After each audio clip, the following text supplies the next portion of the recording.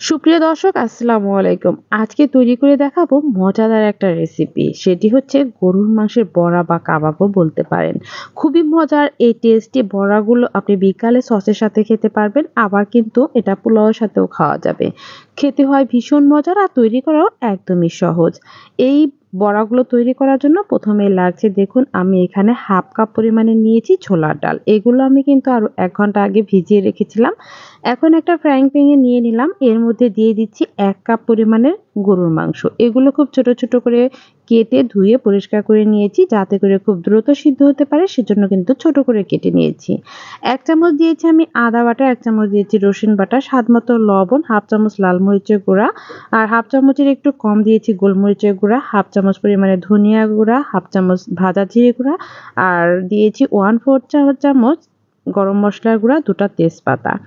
আর এখানে দিয়ে দিলাম আমি ২ টেবিল চামচ রেগুলার সয়াবিন তেল, ২ কাপ পরিমাণে পানি দিয়েছি। আর এই সম্পূর্ণ উপকরণগুলো দিয়ে খুব ভালো করে একটু মিক্সড করে নিলাম। এখন হচ্ছে চুলার আঁচটা একদম লো হিটে রেখে এটাকে জাল করে সিদ্ধ করে নিতে হবে। আপনি যদি মিনিট ২০ এর মতো রাখেন একদম লো হিটে তাহলেই কিন্তু এগুলো সিদ্ধ হয়ে যাবে। ২০ মিনিট পরে দেখুন একদম পানি শুকিয়ে গিয়েছে, মাংস, ডাল সবকিছু কিন্তু খুব ভালো মতো সিদ্ধ হয়ে গেছে। দেখতেই পাচ্ছেন হাত দিয়ে একটু চেপে দেখাচ্ছি মাংসগুলো একদম সফট হয়ে গিয়েছে। এর মধ্যে যে তেজপাতা দিয়েছিলাম এক্সট্রা ২ টো তেজপাতা উঠিয়ে নিচ্ছি। এখন ব্লেন্ড করে মিহি করে নেব। মিহি করে নেওয়ার পরে দিয়ে দিচ্ছি আমি 1/2 কাপ পরিমাণে পেঁয়াজ কুচি, ৪ থেকে ৫ টা দিয়েছি কাঁচামরিচ কুচি, টমেটো সস দিয়ে দিলাম ১ চামচ পরিমাণে, সয়া সস দিয়ে দিলাম ১ চামচ পরিমাণ। দিয়ে দিচ্ছি ভাজা জিরের গুঁড়া 1/2 চামচ পরিমাণে আর দিলাম একটা ডিম। এখন সবগুলো উপকরণ খুব ভালো করে মিশিয়ে নিচ্ছি।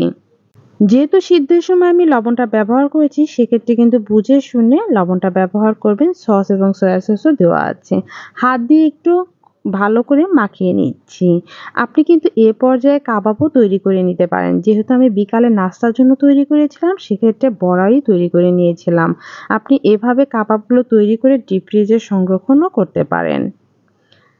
দেখুন এখন ছোট, ছোট করে এভাবে আমি বড়া তৈরি করে নেব। আর আপনারা যদি কাবাব তৈরি করতে চান তাহলে কাবাব শেপে তৈরি করে এটাকে ভেজে পরিবেশন করতে পারেন ফ্রাইড রাইস বা পোলাও সবকিছুর সাথেই। বড়ার মতো ছোট, ছোট করে আমি দিয়ে দিচ্ছি।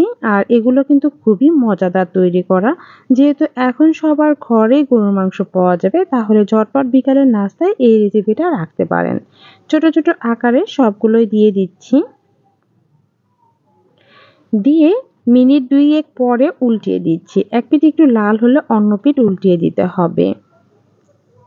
উল্টিয়ে পাল্টিয়ে গোল্ডেন ব্রাউন কালার হওয়া পর্যন্ত কিন্তু ভেজে নিতে হবে। উপরে হয়েছিল খুবই ক্রিস্পি আর ভিতরে একদম সফট। উল্টিয়ে পাল্টিয়ে দেখুন আমি ভেজে নিচ্ছি।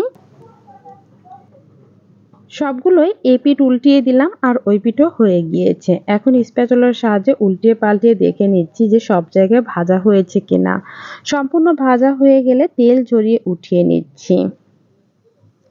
আর এইভাবেই কিন্তু একই প্রসেসে বাকি যে ডোটা ছিল সম্পূর্ণ থেকেই এভাবে বড়াগুলো তৈরি করে নিয়েছি।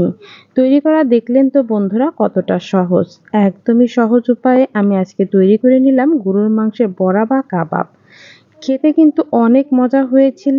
অবশ্যই কিন্তু রেসিপিটা ফলো করে ট্রাই করবেন। যদি ভালো লেগে থাকে তাহলে লাইক, কমেন্ট, শেয়ার করে পাশেই থাকবেন। এ পর্যন্ত আমার ভিডিওটি দেখার জন্য সবাইকে অসংখ্য ধন্যবাদ। এরকম সহজ সহজ রেসিপি পেতে হলে সাথেই থাকুন। আজকে এ পর্যন্তই। আল্লাহ হাফেজ।